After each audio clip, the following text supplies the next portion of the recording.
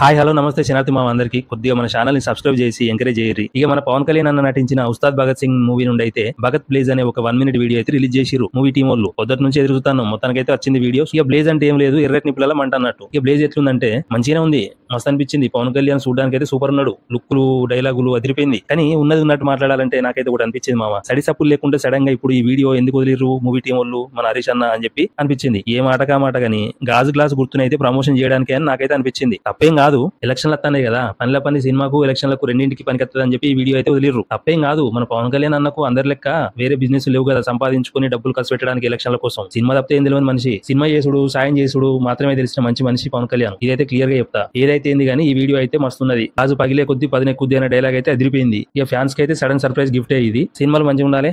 Jai Hind.